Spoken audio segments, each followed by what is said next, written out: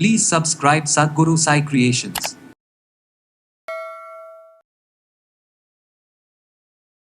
இதில் முக்கியமாக இது நிறைய பேருக்கு தெரிய வேண்டிய ஒரு விஷயம் என்னன்னு பார்த்தோம்னா, நான் ஃபாஸ்டிங் இருக்கிறேன், வெயிட் லாஸ் பண்ணுறேன், டயட்டில் இருக்கிறேன். ஒவ்வொருத்தருக்கும் ஏற்ற மாதிரி உடல் எடை ஆரோக்கியமான முறையில் உடல் எடை குறைக்கணும்னா நான் சொல்கிற மாதிரி இந்த ஃபாஸ்டிங் எக்ஸசைஸ் பண்ண முடியாது, எனக்கு வந்து வீட்டில் எந்த வேலையும் செய்ய முடியாது, ஏதாவது ஒரு மெடிசன் இருந்தால் போட்டுட்டு வெயிட் லாஸ் ஆகுமா அப்படின்ற மாதிரி தான் நம்ம பார்த்துட்ருக்குறோம். காலையில் சாப்பிட மாட்டேன், நைட்டு வெறும் 2 சப்பாத்தி போதும், மதியம் கொஞ்சோண்டு ரைஸ் போதும், இல்லை வேறு ஏதாவது டீ காஃபி குடிச்சிட்டு நான் இருந்துப்பேன். இந்த மாதிரி டயட்டில் நிறைய பேர் இருக்கும். அப்படி பண்ணவே கூடாது. கால்சியமோ இல்லை ஏதாவது மினரல்ஸ் டிஃபிஷியன்சி இருக்குது, இல்லை அனிமியா ரத்த சோகை இருக்குது அப்படின்னா இந்த மாதிரி காரணங்களால் உடல் எடை அதிகரிக்கலாம். ஸ்ட்ரெஸ் அண்ட் டிப்ரெஷன் இருக்குது, ஒரு ஆன்சைட்டி ஃபியர் இருக்குது, சைக்காலஜிக்கலாக ஏதாவது ஒரு ப்ராப்ளம் இருந்துச்சுனாலும் வெயிட் கெயின் ஆகிறதுக்கு வாய்ப்புகள் இருக்குது. குடலை சுத்தம் பண்ணுற மாதிரியான வழிமுறைகளை நம்ம எடுத்துகிட்டு அதுக்கப்புறம் இந்த ஃபாஸ்டிங் ஆரம்பித்து பாருங்கள். நிச்சயமாக ஆரோக்கியமான முறையில் கடன்னு ஒரு மாதத்துக்கு 3 to 4 கிலோ நிச்சயமாக குறையும்.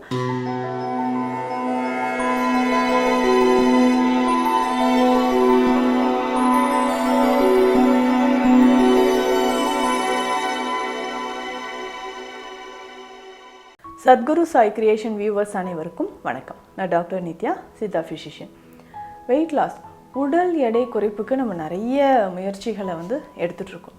இதில் முக்கியமாக இது நிறைய பேருக்கு தெரிய வேண்டிய ஒரு விஷயம் என்னன்னு பார்த்தோம்னா, நான் ஃபாஸ்டிங் இருக்கிறேன், வெயிட் லாஸ் பண்ணுறேன், டயட்டில் இருக்கிறேன் அப்படின்றதுக்கான முழுவதுமான ஒரு அர்த்தம் என்ன அப்படின்றதே நிறைய பேருக்கு தெரியல.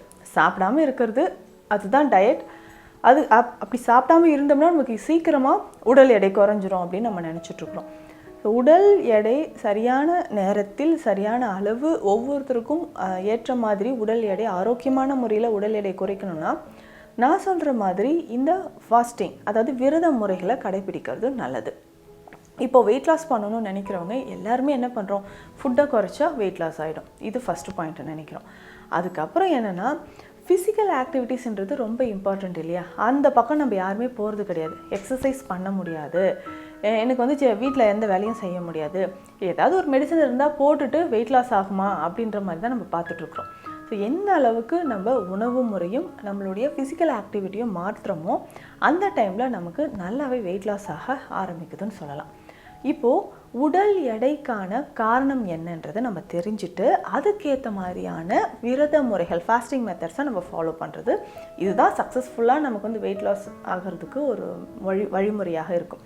இப்போ நம்மக்கிட்ட வர பேஷண்ட்ஸ் எல்லாமே பார்த்தோம்னா மேல் அண்ட் ஃபீமேல்.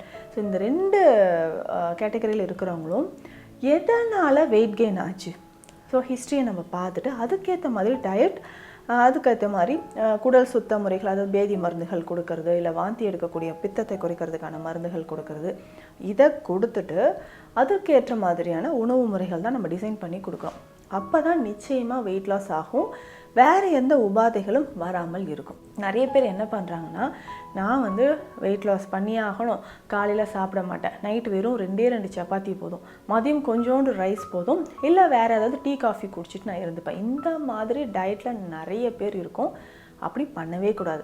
ஸோ 1 வாரம் 10 நாள் இந்த டயட்டில் இருந்தோம்னா கண்டிப்பாக அதுக்கப்புறம் என்னென்னா, நம்ம உடலில் இருக்கக்கூடிய எல்லா ஆர்கன்ஸில் இருக்கக்கூடிய செல்களில் டேமேஜ் சிவியராக இருக்கும். முக்கியமாக பார்த்தோம்னா பிரெயின் செல்ஸ் டேமேஜ் ஆகும். எப்போ அப்படின்னு பார்த்தோம்னா, காலையில் பிரேக்ஃபாஸ்ட்டை நம்ம ஸ்கிப் பண்ணும்போது. அப்போது பிரேக்ஃபாஸ்ட் அப்படின்றது ரொம்ப ரொம்ப இம்பார்ட்டண்ட். முக்கியமாக பார்த்தோம்னா இந்த கார்போஹைட்ரேட் டயட் அதிகமாக எடுக்கிறத கொஞ்சம் குறைச்சிக்கலாம்.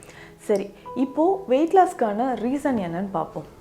பொதுவாக பெண்களுக்கு பொறுத்த வரைக்கும் ஆஃப்டர் டெலிவரிக்கு அப்புறம் ஒரு சிலர் வெயிட் கெயின் ஆகிருப்பாங்க. அதுக்கப்புறம் பார்த்தோம்னா ஹார்மோன் இம்பேலன்ஸ் இருக்குது, இல்லை தைராய்டு இஷ்யூஸ் இருக்குது அப்படின்னா வெயிட் கெயின் ஆகிறதுக்கு சான்சஸ் இருக்குது. அதுக்கப்புறம் நம்ம உடலில் ஏதாவது டிஃபிஷியன்சி இருக்குது, கால்சியமோ இல்லை ஏதாவது மினரல்ஸ் டிஃபிஷியன்சி இருக்குது, இல்லை அனிமியா ரத்த சோகை இருக்குது அப்படின்னா இந்த மாதிரி காரணங்களால் உடல் எடை அதிகரிக்கலாம். அதுக்கப்புறம் முக்கியமான காரணம் என்னென்னா, நம்ம அதிகமாக ஃபாஸ்ட் ஃபுட், ஜங்க் ஃபுட்ஸ் நிறைய சாப்பிட்றது, மைதா பேஸ்டு டயட் நிறைய எடுக்கிறது, இந்த காரணங்களாலும் உடல் எடை அதிகரிக்கலாம். இதுவே ஆண்களுக்கும் சரி, ஸோ செடென்ட்ரி லைஃப் ஸ்டைல் அப்படின்னு சொல்லுவோம், நைட் ஷிஃப்ட்லாம் பார்த்துட்டு டே டைமில் நம்ம உறக்கம் எடுக்கிறது, சரியாக உட்காந்துட்டே நம்ம ஒர்க் பண்ணுற மாதிரியான ஒரு ஜாபில் இருக்கும்.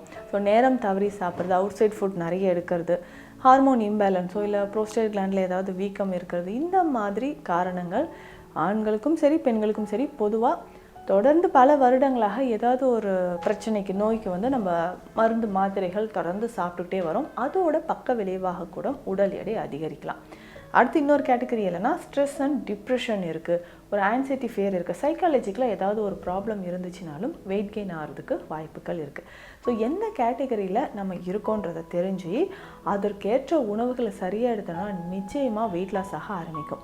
அடுத்து ஃபாஸ்டிங் முறைக்கு வருவோம். இந்த ஃபாஸ்டிங் விரதம் அப்படின்றது எப்படி இருக்கலாம்? இப்போ வெயிட் லாஸ் பண்ணணும்னு நினைக்கிறவங்க இப்போ காலையில் நிச்சயமாக ஏதாவது ஒரு உணவு எடுத்தே ஆகணும். இது வந்து நேச்சுரலான fruit salad or vegetable salad, இல்லைன்னா சிறுதானியங்கள்லேயோ இல்லை நம்மளுடைய பாரம்பரிய அரிசி வகைகளோ அதிகமான ப்ரோட்டீன் இருக்கிற மாதிரியான உணவுகள் எடுக்கணும். கார்போஹைட்ரேட்ஸை நம்ம குறைச்சிக்கணும். ஸோ மார்னிங் பிரேக்ஃபாஸ்ட் இருக்கிறது ரொம்ப இம்பார்ட்டண்ட். மதியம் மிட் டைமில் வந்து பார்த்தோம்னா ஒரு 11 o'clock இல்லை ஈவினிங் ஒரு 4 o'clock நம்ம என்ன பண்ணுறோன்னா ஸ்நாக்ஸ்ன்ற மாதிரி ஏதாவது சாப்பிட்றது, இல்லை வீட்டிலே இருக்கிறோம் அப்படின்னாலும் தேவையில்லாத பசிக்காத நேரத்தில் நம்ம ஸ்நாக்ஸ் வந்து டக்குன்னு எடுத்து ஓப்பன் பண்ணி சாப்பிட்றது. ஸோ இந்த மாதிரி எக்ஸ்ட்ராவாக இப்போ 3 வேளை உணவை தவிர்த்துட்டு இந்த ஸ்நாக்ஸ் எல்லாம் சாப்பிட்றது போக ஒரு 6 முறை 7 முறை நம்ம வந்து உணவு சாப்பிட்ற மாதிரி ஆகிடும். ஸோ இடையில இந்த ஸ்நாக்ஸ் சாப்பிட்ற ஹேபிட்டை தயவு செய்து நம்ம விட்டே ஆகணும். அந்த மாதிரி இடையில நம்ம போடுற ஃபுட்டு தான் என்ன ஆகும்னா அதிகமான ஃபேட்டாக வந்து கன்வெர்ட் ஆகும். நம்ம வந்து 3 வேளையும் ஹெல்த்தியாக வீட்டில் ப்ரிப்பேர் பண்ணி சாப்பிட்டுட்டு இப்போது நிறைய வந்து பேக்கெட்டில் வரக்கூடிய ரெடிமேட் ஸ்நாக்ஸ் பாக்கெட் ஓப்பன் பண்ணும் டக்குன்னு சாப்பிட்டோம். அந்த சிப்ஸ் மாதிரி ஐட்டம்ஸோ இல்லை எண்ணெயில் பொரிச்சது பேக்கரி ஐட்டம்ஸு இந்த மாதிரி ஃபாஸ்ட் ஃபுட்ஸு இது எல்லாமே சாப்பிடும்போது டோட்டலாக நம்ம சாப்பிட்ட உணவுக்கே பலன் இல்லாமல் போயிடுது. அந்த மாதிரி எக்ஸ்ட்ராவாக நம்ம நொறுக்கு தீனிகள் நிறைய எடுக்கிறதையும் நிச்சயமாக அவாய்ட் பண்ணணும். முக்கியமாக இதில் சொல்லணும் அப்படின்னா ஸ்வீட்ஸு, அதிகமான இனிப்பு சுவை எடுக்க என்ன ஆகும்னா அது ஒயிட் சுகர் எடுக்க உடல் எடை அதிகரிச்சுட்டே தான் போகும். ஸோ இந்த மாதிரி நம்மளுடைய உணவு முறைகளை நம்ம மாற்றணும். சரி, இதற்கு ஃபஸ்ட்டு நம்ம ட்ரீட்மெண்ட்டாக என்ன எடுத்துக்கலாம் அப்படின்னு பார்த்தோம்னா, நீங்கள் வீட்டில் இருந்தே இப்போது வெயிட் லாஸை நான் ஸ்டார்ட் பண்ணுறேன் அப்படின்னா ஃபஸ்ட்டு இந்த மாதிரி டயட்டை நம்ம மனசில் வந்து ஒரு உறுதிமொழி மாதிரி எடுக்கணும்னு வச்சுக்கோங்க. இதுமாதிரி ஸ்நாக்ஸ் சாப்பிடக்கூடாது, பசிச்சா நம்ம சாப்பிட போகிறோம், 3 வேளையும் ஹெல்த்தி டயட், கண்டிப்பாக 3 வேளையும் சாப்பிடணும், ஹெல்த்தி டயட்டாக எடுக்க போகிறோம், தேவையான அளவு 5லேருந்து 6 மணி நேரம் தூக்கம் அப்படின்றது கண்டிப்பாக எல்லாருக்கும் இரவு நேரத்தில் அவசியம். இது எல்லாமே ஃபாலோ பண்ணிவிட்டு நெக்ஸ்ட்டு நம்ம என்ன பண்ண போகிறோம்னா ஃபஸ்ட்டு குடல் சுத்தம்ன்றது ரொம்ப இம்பார்ட்டன்ட். ஃபஸ்ட்டு வந்து ஒரு லூஸ் மோஷன் போகிற மாதிரி குடலை சுத்தம் பண்ணுற மாதிரியான வழிமுறைகளை நம்ம எடுத்துகிட்டு அதுக்கப்புறம் இந்த ஃபாஸ்டிங் ஆரம்பித்து பாருங்கள். நிச்சயமாக ஆரோக்கியமான முறையில் கடன்னு ஒரு மாதத்துக்கு 3லேருந்து 4 கிலோ நிச்சயமாக குறையும். உங்களுக்கு அந்த வெயிட் லாஸ் ஆன மாதிரியே ஒரு ஃபீல் இருக்காது. ஃபீல் அப்படின்னா ரொம்ப டயர்ட் ஆகிறது, இல்லை இதனால் மூச்சு வாங்குது, அந்த மாதிரி எந்த பிரச்சனையும் இருக்காது. ஆரோக்கியமான முறையில் ரொம்ப அழகாக நம்ம வந்து வெயிட் லாஸ் பண்ணிக்கலாம். அப்போது இந்த குடல் சுத்தம் பண்ணுறதுக்கு வீட்டில் இருந்த மாதிரி என்ன பண்ணலாம் அப்படின்னு பார்த்தோம்னா, நிலாவாரை பொடி இல்லைன்னா பொன்னாவாரை சூரணம் நமக்கு வந்து கடைகளில் இருக்கும், இதை வாங்கி பயன்படுத்தலாம். அல்லது காலையில் நம்ம எந்திரிச்சோன்னே என்ன பண்ணலான்னா ஒரு 30 ml அளவுக்கு விளக்கெண்ணெய் எடுத்துக்கணும். 1 கிளாஸில் வெந்நீர் எடுத்துகிட்டு விளக்கெண்ணெய் அதில் ஊற்றிட்டு கொஞ்சம் எலுமிச்சை சாறு பிழிஞ்சு விட்டுட்டு கொஞ்சமாக ஒரு 3 சிட்டிகை அளவு உப்பு அதில் சேர்த்து நல்லா கலந்து குடிச்சிடணும். இந்த வெதுவெதுப்பான தண்ணீரில் இது எல்லாத்தையுமே போட்டு நம்ம குடிக்கும்பொழுது அந்த எலுமிச்சை சாறு கொஞ்சம் உப்பு சேர்த்து நம்ம குடிக்கும்பொழுது ஒரு 2 ஹவர்ஸ்க்கு அப்புறம் ஈஸியாக நமக்கு வந்து மோஷன் போக ஆரம்பிக்கும். இது வந்து ஒரு 4லேருந்து 5 முறை. ஸோ மோஷன் போனதுக்கப்புறம் அந்த டைமில் நம்ம மோர் சாதம் அல்லது தயிர் சாதத்தை சாப்பிட்டுக்கிட்டோம். அந்த மாதிரி நம்ம மோர் சாதம் தயிர் சாதத்தை சாப்பிட்டுட்டு வந்தோம்னா நம்ம பாடி ரொம்ப டயர்டாகாமல் இருக்கும். வயிற்றில் இருக்கக்கூடிய ப்ரோபயோட்டிக்ஸ் வந்து அது அப்படியே நிலைச்சி இருக்கும். ஸோ அதிகமாக நமக்கு வந்து மோஷன் போகும்போது ப்ரோபயோட்டிக்ஸ் இழப்பு ஏற்பட்டாலும் ஸோ எடுக்கக்கூடிய தயிர் அதில் இருக்கக்கூடிய ப்ரோபயோட்டிக்ஸ் நமக்கு வந்து பேலன்ஸ் பண்ணிடும். நெக்ஸ்ட் டே அடுத்த நாளில் இருந்து தான் நம்ம இந்த டயட் எல்லாம் ஃபாலோ பண்ண போகிறோம். இதில் தைராய்டு பிரச்சனை இருக்கா, பிசிஓடி இருக்கா, ஹார்மோன் ரிலேட்டடாக ப்ராப்ளம் இருக்கா, ஏதாவது மெடிசன் எடுத்துகிட்டு இருக்கீங்களா, அதை அப்படியே ஃபாலோ பண்ணுங்கள். 1 மாதத்துக்கு அப்புறம் வெயிட் லாஸ் ஆன பிறகு திரும்ப நம்மளுடைய பிளட் டெஸ்ட் எல்லாமே எடுத்து பார்க்க போகிறோம். நிச்சயமாக இதில் இருக்கக்கூடிய தைராய்டு லெவல் குறைஞ்சிருக்கும்.